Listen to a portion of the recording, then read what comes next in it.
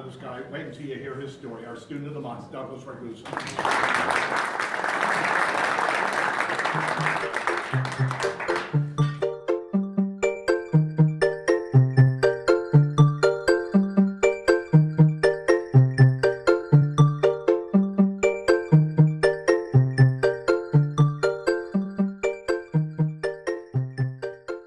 Around the globe who love science and for staying in Asia for the first time, I grew my understanding on what it means to be a part of an international community. But even before this forum, as I explained to Joe, I have had exposure and service here in Westport and in the national community. On weekends, I'm a member of our local governing board for Tokay Hall. On Saturday nights, I'm a driver and navigator for the Safe Rides program here in Westport. During the week, I volunteer to tutor students in STEM subjects and French, and donate all funds to struggling schools abroad through an international student-run organization called Tutors for Opportunity.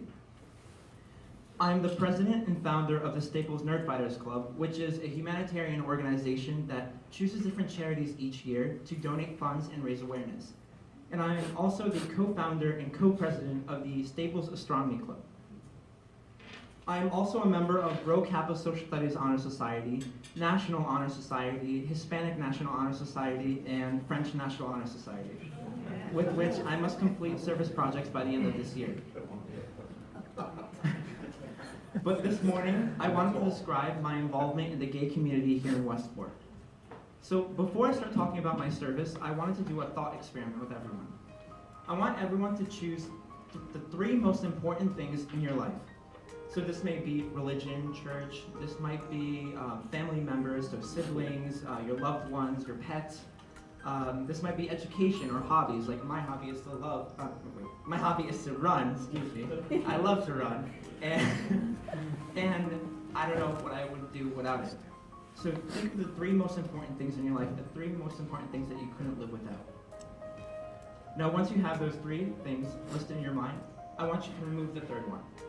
Now, you might be thinking this is a little difficult. I don't know if I could live life like this. Some may be thinking, okay, this is impossible. I need all those three most important things in my life. Now, I want you to remove the second one. It's getting a lot more difficult to live life like this. And lastly, I want you to remove the first one. Imagine not having any of the things you love in your life. It's a little dark, but that is how a majority of teenagers who are queer in the United States live life each day. Being a first-generation American, I really understood what being different felt like. Being a queer teenager in the United States, I truly understood what being different feels like. I remember how difficult it was being queer in middle school. Alienation, harassment, and just cyberbullying. No one should ever relive my painful experience. That is why over the past 2 years, I volunteered to mentor queer students here in Westport and queer students who are my friends. I found that this was a huge commitment for me, both emotionally and time-wise. But I wanted to help those who did not know how to help themselves. I first heard about the mentorship program from my GSA director, Christopher Frey. GSA is the Gay Straight Alliance, or as we call it, the Gender Sexuality Alliance. Chris Frey informed me that Lauren Rosencrantz of the Department of Human Services of Westport was looking for a non-straight high school male student who was willing to mentor a middle school student as soon as possible. Without hesitation, I quickly got in touch with Mrs. Rosencrantz and began my sessions with this student who shall remain nameless. I tried my best to make sure I met my student at least once a week, every week. Because there were several limitations on when and where I could meet with this student, I wanted to make sure I had enough time to make a significant difference in this student's life with my busy schedule. I asked my last period teacher to release me a little bit early off the record so that I could make it to my meetings on time each week. I informed my track coach that I would be a few minutes late to practice on the days I'd meet with my mentee because I wanted to make sure that I made a significant difference. Our first session, without any training, went better than expected. Although we had different academic and career interests, it was easy to share stories, tell jokes, and just enjoy ourselves. Most discussions involved sharing our common experiences as queer teenagers. She was struggling with gaining respect from her peers and was suppressing her feelings, experiences I had when I was much younger. Each session, I would introduce new focus goals I had designed for myself that I used to eliminate toxicity.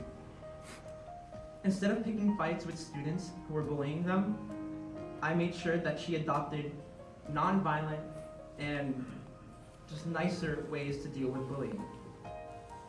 Instead of being scared of their parents, I helped them come out and explain their situation to their parents. I try my best to make my mentee feel as comfortable as possible.